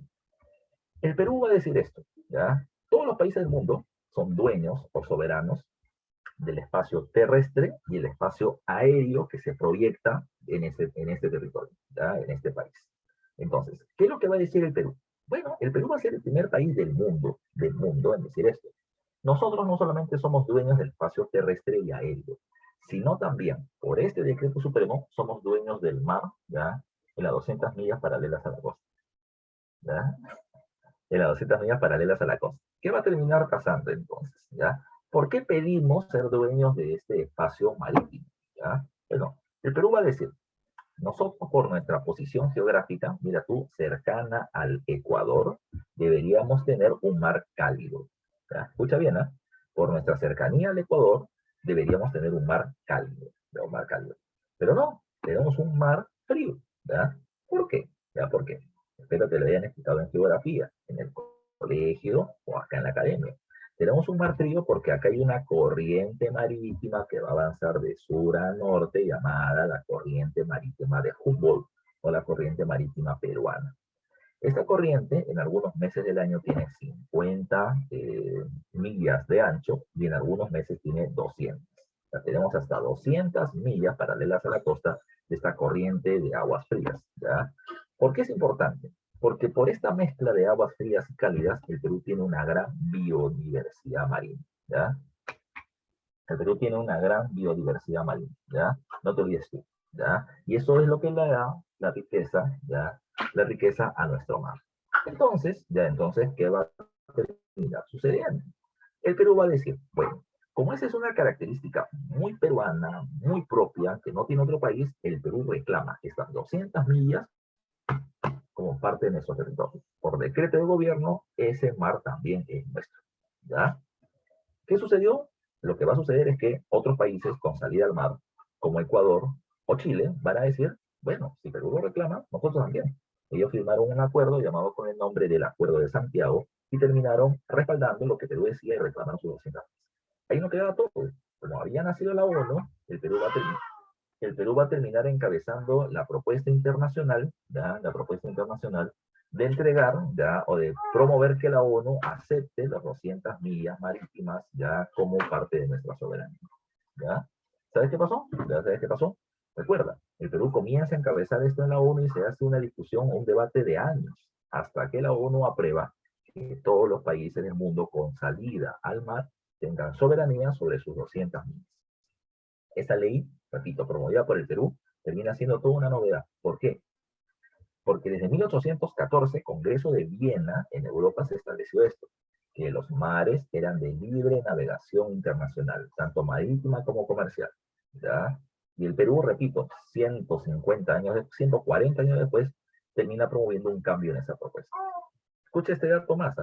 Estados Unidos terminó también beneficiándose porque tenía salida a 2 océanos. Estados Unidos va a decir a los países de América Latina, oh, right, oh, bravo, ya por haber ganado tus 200 millas. Pero, yo no poder entrar con mis barcos de guerra a tu territorio, porque es parte de tu soberanía. Pero mis embarcaciones pesqueras y comerciales sí pueden entrar. Y si tú, país como Perú, ¿ya? No permites que mis embarcaciones comerciales entren, entonces yo rompo mis relaciones comerciales contigo. Eso terminaba siendo una amenaza que iba directamente al bolsillo. ¿Por qué? Porque se perdería al principal socio comercial que Perú puede tener. Y eso hizo de que, en teoría, tengamos soberanía por el mar, que no ingrese ninguno a nuestro territorio, pero Estados Unidos sí lo podría hacer. Acá por dentro terminan diciendo, profe, ese Estados Unidos está peor que enamorado tóxico. Así es, ya así es. Pues bueno, ya, ¿qué va a terminar pasando? Repito, desde el 48 en adelante teníamos soberanía marítima, pero Estados Unidos podía ingresar con... Esas son las partes bonitas. Otra cuestión, no te olvides, comienza la parte fea. Bustamante llega al gobierno con apoyo de la y de Fredena, pero cuando llega al gobierno, ya la guerra mundial había acabado. Y las exportaciones cayeron. Y los ingresos del Estado cayeron. ¿Ya? Hay una crisis post Segunda Guerra Mundial. ¿Ya? No te olvides de eso tú. El gobierno va a terminar buscando la forma de poder obtener algunos ingresos. ¿Ya? Por ejemplo, dice acá, se crea la empresa petrolera fiscal. Con esto el gobierno va a comenzar a hacer exploración petrolera, sobre todo en la zona de la selva y en el mar, para poder ver si sacamos petróleo y lo vendemos y tenemos más ganancias. Por ejemplo, se va a terminar creando, ya se va a terminar generando, está más caracterizado claramente el impuesto a la exportación, ya. El gobierno necesita plata y los impuestos siempre van a subir, pero la economía se ha paralizado o ha retrocedido en comparación a la época de estos negativos. Bustamante tiene que afrontar esta situación de crisis económica post Segunda Guerra Mundial. ¿Qué más hay que tomar en cuenta? ¿Ya? El mayor problema político que va a terminar teniendo Prado, Bustamante, es el Congreso. ¿Por qué?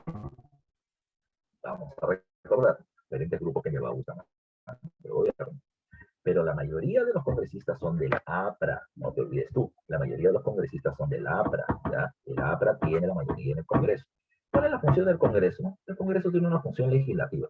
Ellos hacen leyes, ¿ya? Ellos hacen leyes. Ahora recuerda, el Perú se gobierna en base a ley, como cualquier país civilizado. Pero hay una cuestión. Las leyes que establece el Congreso no se aplican de inmediato. No, no, no, no. En el Perú existe algo llamado con el nombre de derecho a la observación de leyes del presidente o del Poder Ejecutivo, en castellano. Cuando un Congreso hace leyes, ¿ya? O hace una ley, automáticamente antes que se aplique, pasa a manos del presidente. El presidente y sus ministros y sus asesores, ¿qué van a hacer? Van a revisar el documento y van a decir, esta parte de la ley no me gusta, esta parte de la ley creo que está mal, esto yo creo que está mal redactado, esto se contradice con otra ley, y le va a poner observaciones, ¿ya? ¿Qué significa? Que yo se lo regreso al Congreso y que el Congreso tiene que revisar las observaciones, hacer los cambios pedidos por parte del presidente para que recién la ley se termine llevando a la práctica. Entonces, ¿qué pasaba? El APRA, que dirige el Congreso, y Bustamante, que dirige el Poder Ejecutivo, comienzan a chocar. El APRA quiere que las leyes del Congreso automáticamente se vean a la práctica, planteando la eliminación del derecho a la observación de leyes por parte del presidente de la República. ¿Ya? Para que entiendas el caso, hace algunas semanas, y hasta ahorita sigue en debate, el Congreso ha terminado estableciendo, ¿ya? El presidente solamente puede hacer uso de la moción de confianza ante el Congreso, bajo ciertos parámetros. ¿Qué cosa es la moción de confianza? El presidente dice, o me terminas aceptando a mis ministros, o a la tercera que no me los aceptes, cierro el Congreso. Los congresistas pendencieros han terminado diciendo, aguanta. No puedes decir eso solamente bajo esta condición. O sea, el Congreso se protege a sí mismo. Es una pelea entre ellos. Hay un tira y afloje entre el presidente y el Congreso. Lo mismo pasó con Bustamante. ¿Ya? El APRA dijo, ya, tienes que eliminar tu derecho a la observación de leyes. Con eso, repito, las leyes del APRA se imponían de inmediato. Y Bustamante decía no. Bustamante fue un montón de veces al Congreso a dar discursos, a dar clases, ¿ya? A dar clases de política, ¿ya? Literalmente, ya literalmente. Bustamante citaba siempre a Montesquieu, pero recuerden, Montesquieu es un intelectual ilustrado francés, ya, quien terminaba planteando lo siguiente: el espíritu de las leyes, ya. El Estado se divide en tres poderes: ejecutivo, legislativo y judicial. Cada uno de estos poderes tiene una función específica, ya. Uno no es más que el otro, no manda sobre el otro, pero entre ellos hay un mecanismo para poder evitar que uno quiera imponerse sobre los otros poderes. Por ejemplo, el presidente tiene el derecho a la observación de leyes para que el Congreso no saque cualquier tipo de ley en beneficio de su grupo. Y el Congreso puede terminar votando ministros, ¿ya? Porque estos no terminan cumpliendo las funciones que el gobierno requiere. Esos son los equilibrios que se hacen. Bustamante le va a decir, señores, ya señores, existe equilibrio de poderes, ustedes tienen una función, yo tengo una función diferente. Ustedes me controlan y yo los controlo a ustedes. No pueden eliminar el mecanismo de control que tiene el Ejecutivo sobre el Legislativo. No se permite, la ley no lo permite que se haga así. Como Bustamante no se ponía de rodillas frente al APRA y al Congreso, ¿sabes qué cosa es lo que hizo el APRA? El APRA le votó más de 30 ministros, interpela a más de 30 ministros. ¿Para qué? Para que Bustamante diga al final, no me molestes más, ya eliminamos el derecho a la observación de leyes. Es política, es presión nada más. Bustamante nunca se doblegó al APRA, ¿ya? Pero las relaciones con el APRA eran muy tensas, ya muy tensas. Y no es el único grupo.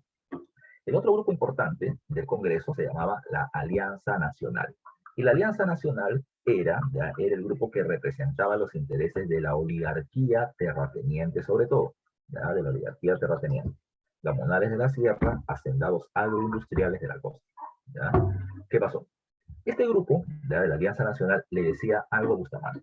Los gamonales de la Sierra le decían, oye, Bustamante, elimina la ley del llanaconaje, pues, compadre, porque tengo que pagarle un montón a los campesinos que nunca les he terminado pagando, afectando mis ganancias.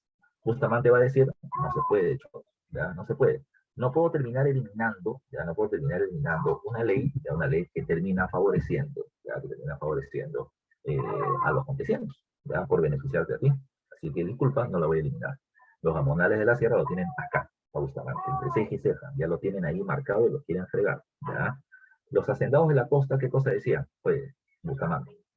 El presidente Prado estableció el control del precio de la moneda nacional, que favorece al importador y perjudica al exportador, lo que te decía hace rato. Nosotros somos exportadores, compadre.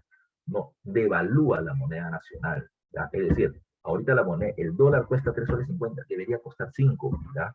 No metas dinero del Estado al mercado para intentar equilibrar la economía porque estás perdiendo plata, ¿ya? Establece una medida liberal y que el mercado se regule solo y que la moneda se devalúe. ¿Por qué lo decían? Lo decían sí, por el bien fiscal, ¿ya? Pero lo hacían más porque ellos querían ganar más plata.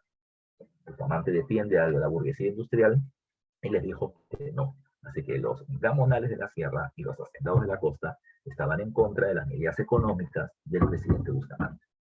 Así que Bustamante tenía al Congreso totalmente opositor.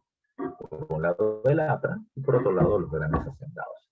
¿Qué pasó? Le hicieron la vida imposible, pero se hizo más complicado en 1947. Te explico.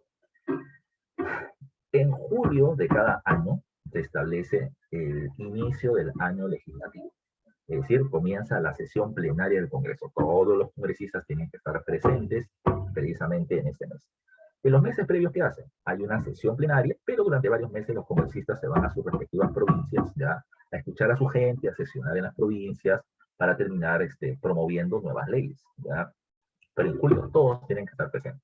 De acuerdo a ley, ya de acuerdo a ley, si un tercio de los congresistas no está presente, ya está presente, no se puede iniciar el año legislativo, no puede comenzar a trabajar el Congreso. ¿Qué pasó? Ya que pasó, los miembros de la Alianza Nacional de la oligarquía terrateniente, gamonales y hacendados, no fueron, ya no fueron. Y eran más de un tercio de los congresistas, ¿ya?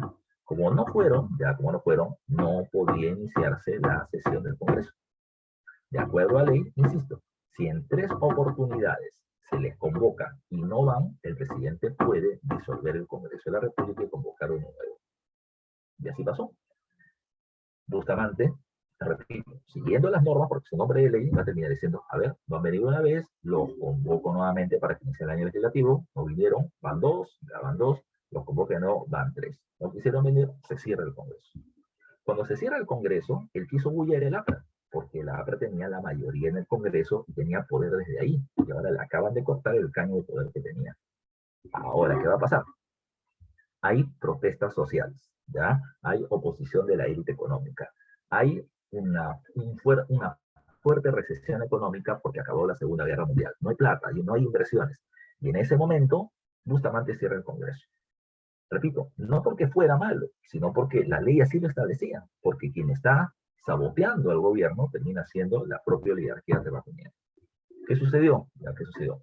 El APRA salió a llorar públicamente, a decir de que Bustamante es un miserable traidor del pueblo, fascista, ya, fascista, dictador y tirano, que no quiere que el pueblo se exprese en su contra, ya, porque solamente quiere defender a los grupos de poder, más no quiere escuchar al pueblo, y el APRA es el representante del pueblo en el Congreso, y bla, bla, bla, bla, bla.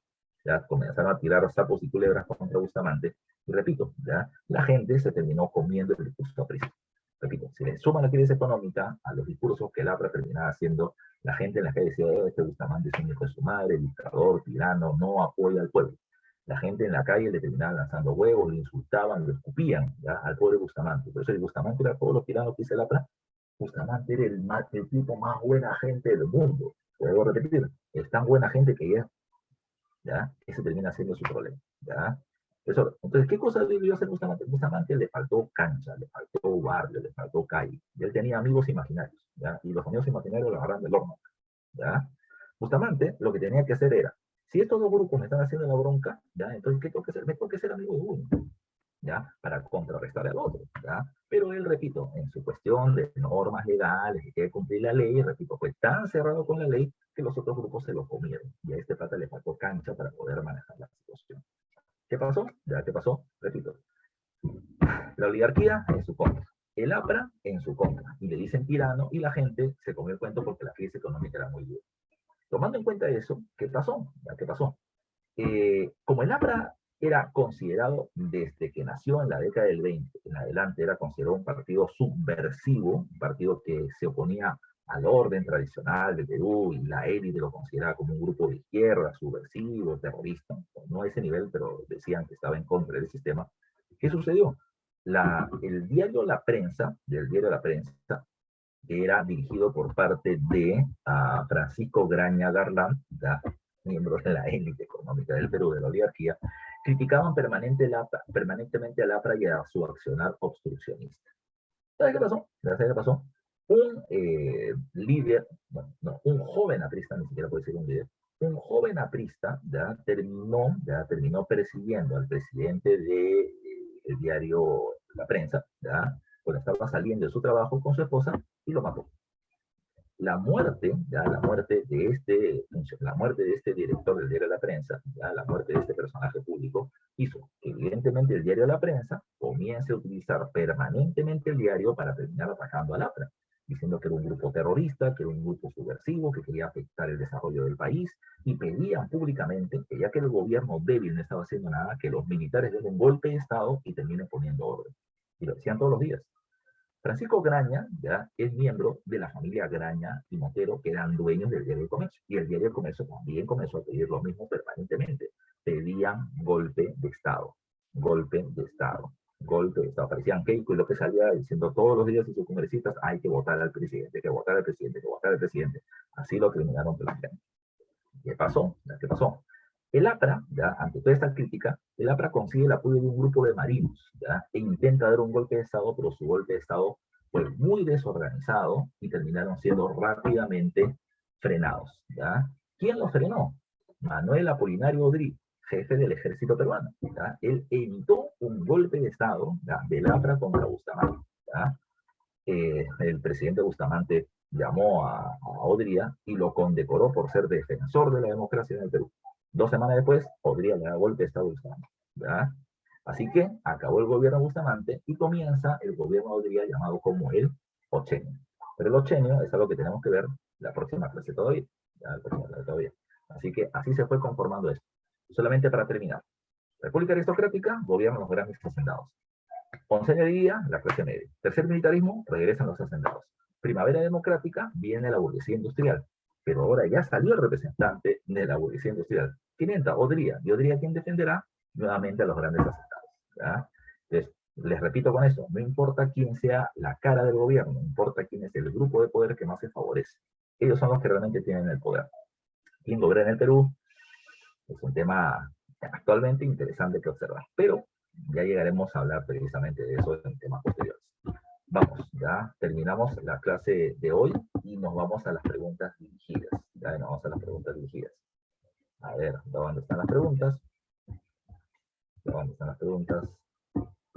Vamos a Así, por favor, confírmenme que pueden ver las preguntas ustedes por acá. ¿Ya? Confirmen que puede ver ahí donde dice Primera Democrática. ¿Se puede? Sí, profe, va acá. A ver, vamos, ahí tienes el resumen, la teoría, ¿ya? Si no me falla la memoria, también puse un cuadro, ¿ya? Sobre este periodo, ¿ya?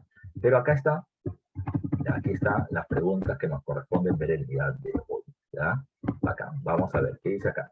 Pregunta número 1, ¿ya? El periodo comprendido entre 1939 y 1948 es denominado Primavera Democrática.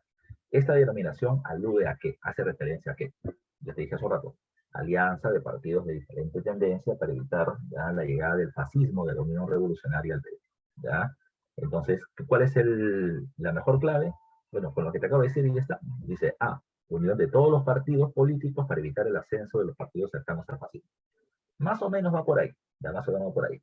Y, ¿por qué? Porque no hay una alianza siempre, ¿no? Recuerda que el APRA es perseguido por Prado, pero va a ser aliado de Bustamante y luego rompe su alianza, pero siempre era contra el fascismo.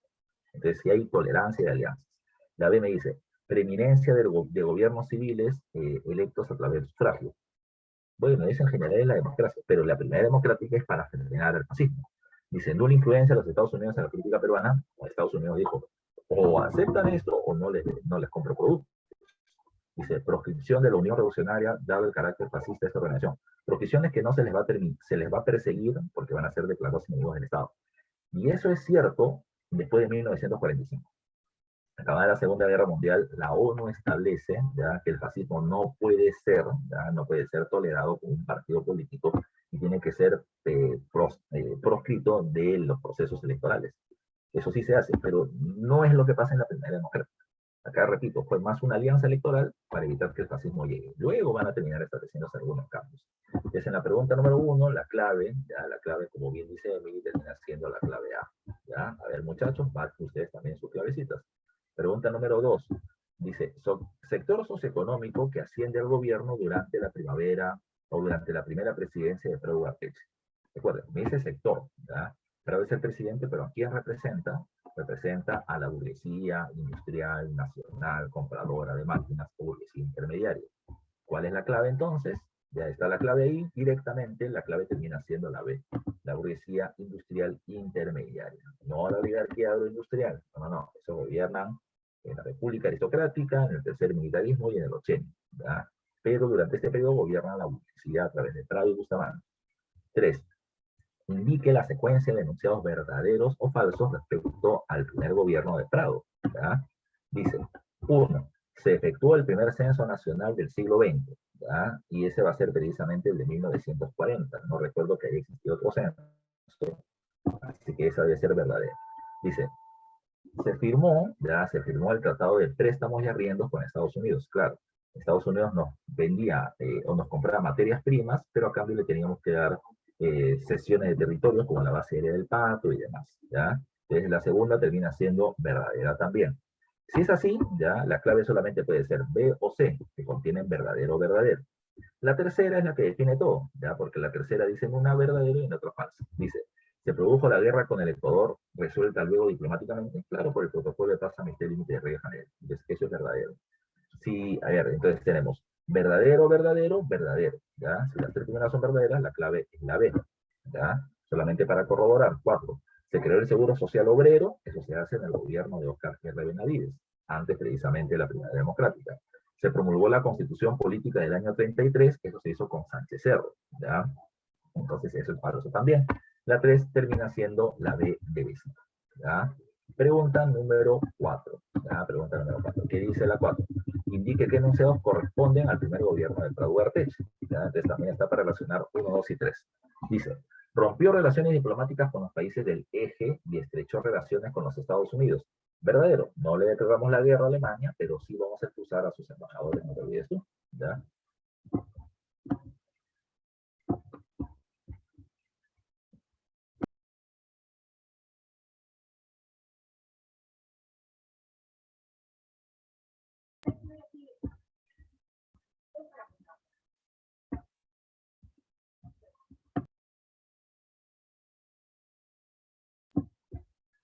Dos, en la oposición, el APRA, como Partido Comunista Peruano, ya dice, en la oposición, el APRA, como el Partido Comunista Peruano, limitaron la lucha sindical y el primero de ellos dejó de promover revueltas militares, ¿ya?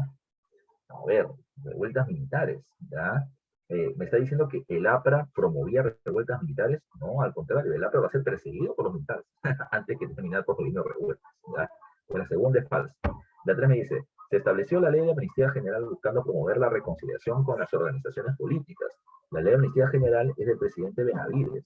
Entonces, la 1 es correcta, ¿ya? La 3 es falsa. A ver, voy a leer nuevamente la 2, dice, en la oposición, el APRA como el Partido Comunista Peruano, ¿ya? Limitaron su lucha sindical y el primero de ellos, la oposición, o sea, el gobierno. Ya, bueno, está un poco enredado la pregunta. A ver, cuando hablamos de esto, recuerdo, lo que me está queriendo decir es que el gobierno, o los representantes de la burguesía industrial, están a un lado y al otro lado está el APRA, el Partido Comunista. Dice, estos dos, el APRA y el Partido Comunista, limitan la lucha sindical. Claro, porque el Partido Comunista es aliado de Prado y el APRA va a ser aliado de Bustamante durante algún tiempo. Entonces, por estas alianzas van a terminar controlando su gente. Y el primero, la oposición, el gobierno, ya dejó de promover revueltas militares. Claro, porque estamos hablando de una primavera democrática, entonces había más tolerancia, más tolerancia. Está un poco enredado el texto, pero eso es lo que quiere decir. Por lo tanto, la 1 y la 2 termina siendo clave, y por lo tanto la clave es la C de casa.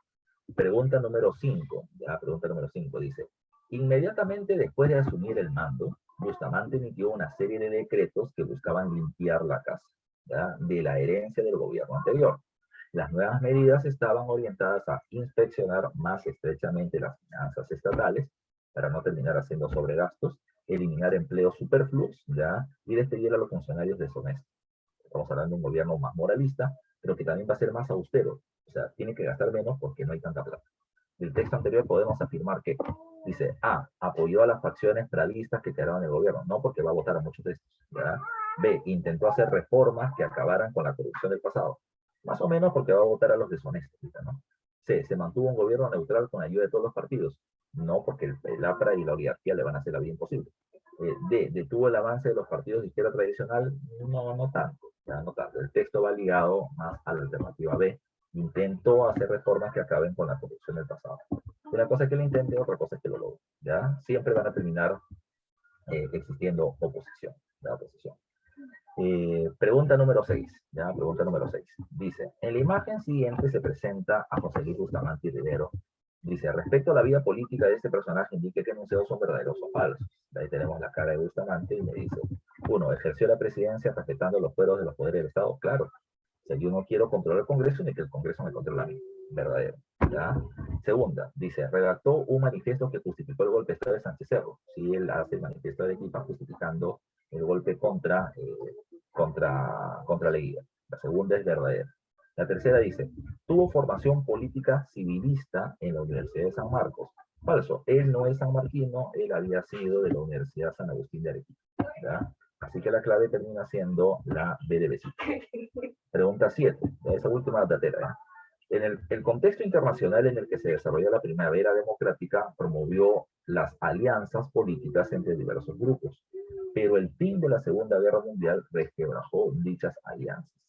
En Perú, ello se observó con, voy a repetir, el contexto internacional promovió alianzas políticas en la Segunda Guerra Mundial, pero al acabar la guerra, esto se resquebrajó. En el Perú, ¿cómo se observa eso? Bueno, el APRA había sido aliado de Bustamante, pero ya en el gobierno el APRA se convierte en opositor de Bustamante. Entonces, eso está mejor, dice. La negativa desde el Congreso a respaldar una reforma agraria. La reforma agraria no es tema de discusión de esa época todavía. B, el encarnizado enfrentamiento entre el Ejecutivo y el Legislativo, eso sí va a terminar siendo cierto, ¿no? Porque no solamente es el APRA, sino también la oligarquía. C, la discusión por el respaldo a la expulsión de Cuba de la OEA, más adelante, año 59. El golpe de Estado militar encabezado por Pérez Godoy, año 62. No tiene nada que ver con ellos. La mejor clave es el enfrentamiento entre el Ejecutivo y el Legislativo, ¿ya? La pelea entre Bustamante y el APRA, y Bustamante y la Alianza Nacional de la Oligarquía. 3 más y nos vamos. En 1947, ¿ya?, el gobierno del presidente asumió la doctrina del derecho del aprovechamiento de los recursos marinos contenidos como parte de nuestra soberanía marítima en una extensión de 200 millas. ¿Ya? ¿Eso en qué año se hizo? ¿En qué presidente se hizo? Si es el 47, es el presidente Bustamante. Si es así, ya debería haber clave. ¿Ya? Acá dice, Bustamante y Rivero dice en la A y Bustamante y Rivero dice en la C. ¿Ya? Entonces vamos a ver qué dice luego. Vamos a seguir leyendo el texto. Dice, dicha doctrina fue sostenida por el presidente estadounidense. Y en 1945, y aunque no precisaba su extensión, fijaba una profundidad de la zona marítima de una nación a las 200 millas. Perú ya coincidieron en reclamar las 200 millas. ¿Quiénes fueron los países que apoyaron a Perú? Te dije, Ecuador y Chile. Ecuador y Chile. Entonces, ¿quién va a hacer esto? Acá tienes Bustamante y Rivero, acá tienes Bustamante y Rivero. Dice Chile y Ecuador, Chile y Ecuador. ¿Ya? Entonces, todo va a depender del presidente de los Estados Unidos. ¿Quién es el presidente de los Estados Unidos? A ver, vamos a ver. Pregunta de historia universal. ¿Quién es el presidente de los Estados Unidos ya, durante gran parte del desarrollo de la Segunda Guerra Mundial? Murió antes que la Segunda Guerra Mundial acabe. ¿Quién es el presidente de los Estados Unidos durante gran parte del desarrollo de la Segunda Guerra Mundial? A ver, dime tú, a ver si saben ese dato. Si no lo saben, dímelo. ¿Ya? A ver, ahí me están diciendo. ¿Ya? Claro, el presidente de los Estados Unidos es Franklin Roosevelt. ¿Ya? Franklin Roosevelt. Pero recuerda que esta propuesta de las 200 millas es después de la Segunda Guerra Mundial. Entonces ya no puede ser Franklin Roosevelt. Cuando muere Roosevelt, entra Harry Truman, que en pregunta, examen de admisión de hace tiempo se planteó quién fue el presidente de los Estados Unidos que terminó dando visto bueno para el lanzamiento de la bomba atómica sobre Japón. Harry Truman, ¿ya? Por lo tanto, es el presidente Truman quien está de acuerdo con las 200 millas y por lo tanto es el que está ligado a este texto, ¿ya? Sigamos, terminemos el texto. Dice, aunque las potencias solo admiten de 3 a 12 millas como mar territorial, el 18 de agosto del 52, las mencionadas naciones sudamericanas firmaron la declaración sobre la zona marítima que proclamaba soberanía y jurisdicción en 200 millas marítimas en Santiago de Chile. Es el Acuerdo de Santiago, precisamente con el cual se acepta ese acuerdo. Pregunta, la clave por lo tanto es la C de casa. Pregunta número 9. En 1947 se dio la ley del Yanaconaje, cuyo propósito era mejorar la distribución de los ingresos en el sector agrario, así como modernizar las relaciones laborales entre los campesinos y los hacendados. De esta forma se estableció, recuerda con la ley del Yanaconaje, que el trabajador campesino tiene que recibir un salario, se lo tiene que pagar. Dice A, ¿aceleró el proceso de migración por parte de la población indígena hacia las ciudades? No. B, incrementó el proceso de parcialización o de parcelización de las haciendas entre los trabajadores agrarios en detrimento de los propietarios, es decir, que se les da pequeñas porciones de tierras a cada uno. No. C, logró la desaparición física de las comunidades indígenas que habían sido reconocidas por ley. Tampoco. ¿Ya? D, fijó una remuneración salarial dentro de las haciendas y se prohibió el desalojo de los campesinos de las tierras donde trabajaban. Eso termina siendo verdadero. Profe, esa última parte no me dijiste. ¿Cómo es que se prohibió el desalojo? Ah, es que el gobierno dijo, estos comunales son vivos, pues, ¿ya? Yo le estoy obligando a que le paguen al trabajador y estos vivos, ¿qué van a hacer? Van a terminar votando trabajadores para no pagarles, ¿ya? Y por eso se estableció como candado, ¿ya? Como candado. Le tienes que pagar y no puedes votar a los trabajadores que ya estaban ahí, ¿ya? Por eso es que, repito, los comunales y los hacendados no van a estar muy de acuerdo con eso. La mejor clave es la de... Y la última, para que te vayas a almorzar yo también, dice, indica la secuencia adecuada, ¿ya? Adecuada de los enunciados verdaderos o falsos según corresponde. 1. Durante la primavera democrática llegaron a formar parte del gobierno los partidos del Partido Comunista y del Partido Crista. La respuesta es verdadera, se hizo alianza con ellos. ¿Ya? 2. La ley de las 200 millas del mar peruano fue promulgada durante el primer gobierno de Prado Arteche, falso, durante el gobierno de Bustamante. ¿Es verdadero o falso? ¿Ya? Puede ser B o C. El protocolo de Río de Janeiro resolvió, al menos temporalmente, los problemas entre los estados de Brasil y Perú. Falso, porque es un problema entre Perú y Ecuador. Entonces la clave termina siendo la C de casa. Verdadero, falso y falso. O verdadero, falsa y falsa. ¿Ya? Así como tú. Ya has sacado la clave. ¿Ya? Así como tú has sacado la clave. ¿Ya? Así que por lo tanto la clave es la C. ¿Ya, muchachos? Entonces ahí tienes otras 10 preguntas más, ¿ya? De domiciliarias para que practiques, ¿ya? Para que practiques. Leí tus claves para que cotejes al final precisamente cuáles son las claves correctas. Así que nos quedamos hasta ahí, ya llegamos precisamente a las 12 en punto. La siguiente semana seguimos avanzando, tenemos que ver el Ochene de Odría y el gobierno de la convivencia, así que si pueden, vengan repasando. Nos vemos la siguiente semana, que tengan buena tarde, almuercen rico, nos vemos, cuídense. Chao, chao con todos.